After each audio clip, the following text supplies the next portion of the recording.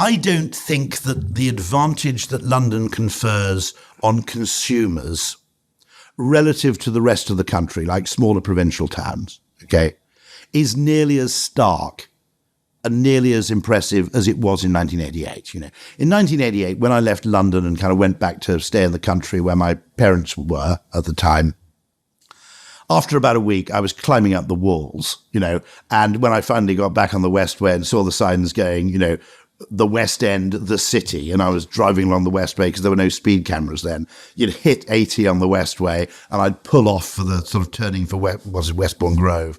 And I felt myself come alive, okay? Now, part of this is me getting older, but part of it is things like the internet, okay? The internet, large parts of consumerism now are effectively geographically irrelevant, okay? If you want to buy weird hi-fi equipment, when I was a kid, you had to go to, well, you'd sometimes go to London. You'd certainly go to Bristol or Cardiff to buy the kit, okay? Now you just go online. If you want to buy a weird book, if you want to watch a Korean film, all of that stuff. If you want weird food ingredients, Ocado, okay? That's the best shop in Britain, right?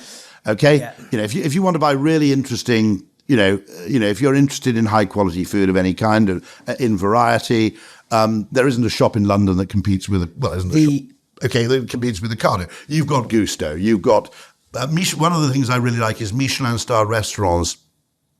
For example, there's a great website, ubchef.com, which is a restaurant, Michelin-starred in the Isle of Wight, where they'll cook and ship the food to you. Yeah. Okay.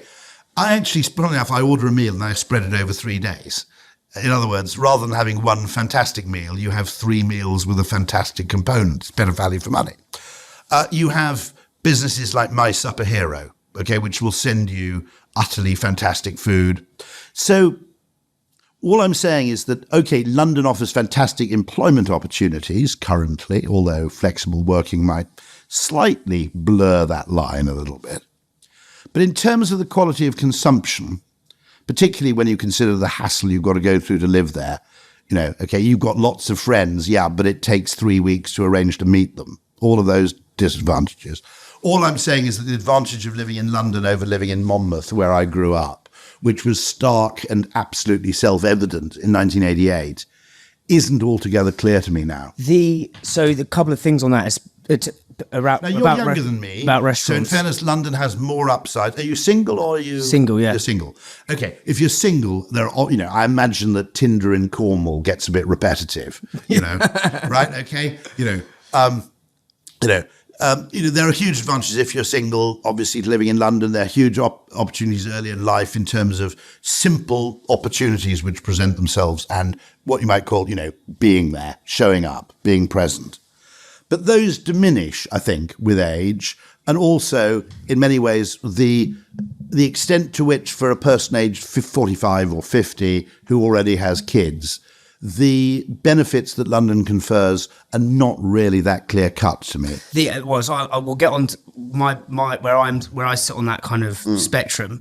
But in terms of the restaurants and kind of leveling the playing field is and this middle ground piece, right? So you'll have somewhere hipsters raise the floor, hipsters raise the ceiling, chains raise the floor. Yeah, I love that. So, and what you have this is my defence of everything from Travelodge to Premier Inn to Starbucks to Costa, etc. It's very fashionable to deride them, but what they do is they say, if you can open a hotel, you can compete with us, that's fine, but you've got to be at least that good. Yeah. Now, if anybody who remembers British hotels from the 1970s or early 80s, okay, it was possible to survive as a hotel simply on what you might call distress purchases while being absolutely shit. I mean, literally appallingly crap.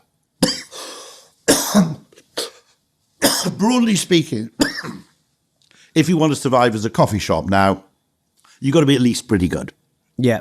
And so that business of eradicating the worst, that's the role that chains play, which is actually very valuable. Yeah, so that's raising the floor. And what hipsters do... Raise the ceiling. Now, what happens is the hipsters generally gravitate in areas where there are low property prices or cheaper rates because you can afford to experiment. Yeah. Okay? And I'm not sure, if you gave me a week and said, do you want to do a culinary tour of London, or do you want to spend the week doing a culinary tour of East Kent? including Margate, Ramsgate, Sandwich Well, Deal. that's what I was just literally. I was literally about to say. The middle of the ground is Margate. I'm not sure. I mean, I'll give them a shout out. Up Down House, just outside Deal, extraordinary place, which you wouldn't find in London. Yeah. And there's parking, and it's a tragic thing, okay. But we can crap on as much as we like, but the best restaurant is the one with a fucking car park. Yeah. Okay? Because you turn up, you pull in, and you walk into the restaurant. You don't have, there's affordable property there for people to experiment. I'd rather spend, I think, a week on a culinary tour of, Thanet and East Kent. And by the way, I'd cover the whole waterfront. I'd go to Nell's Cafe just off the A2, which is a fantastic transport cafe. It's just, and actually, I think the variety, experimentation and interest, but that's the great creative, there are two great creative tricks if you want to move to suburbia and stay cool, okay? You move to the seaside, that's okay. I don't know why that is, but you go to Brighton, you go to Hastings, Whitstable, Folkestone, Margate, okay, that's cool, okay? If you move to the Cotswolds, not cool, really. Okay, Cotswolds are many things, not cool, right? Yeah. And the second thing you can do is move to Los Angeles, where, of course, everybody lives in suburbia. And one of my theories is that creative Brits love LA because they can actually live in a suburban house. But all their friends in back home in the UK go, it's my cool friend in Los Angeles. Yes. You don't have a cool friend in Cirencester to the same extent.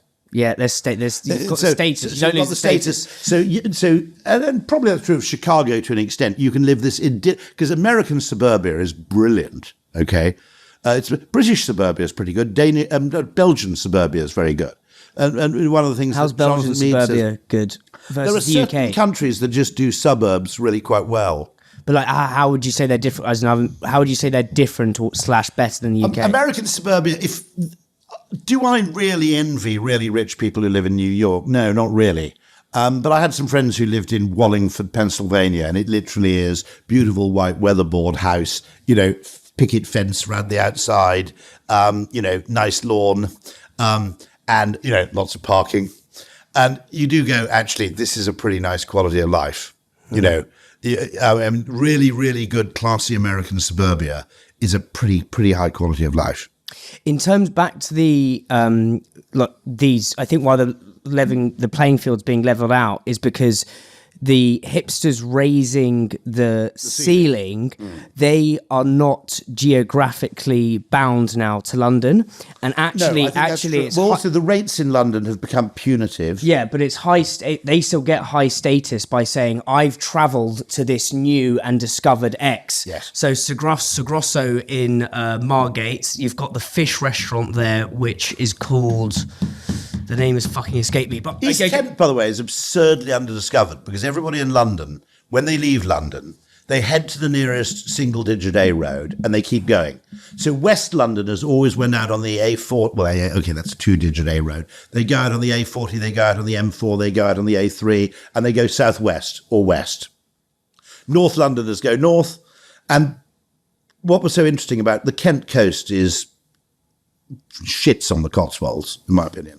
I mean, I have a particular aversion. My mother's family lived in the Cotswolds effectively from about, I think literally, it's like the late 11th century or the early 12th century, pretty much until, well, there's some of them still there. Yeah. Okay. So I'd also resent going down to a place where your family have lived for, 900 years, but you're considered as a twat down from London. Now, in East Kent, I am a twat down from London, so I don't mind who treats me like that. Yes. But I would, those guys, you're absolutely right to mention those restaurants in Margate, which one, by the way, I haven't been to yet. But the level of experimentation and interest, and you can get a table, and you're not ripped off, okay? And the clientele are vastly more agreeable, in my opinion. Your fellow diners are much more likable. But it all starts with the hipster.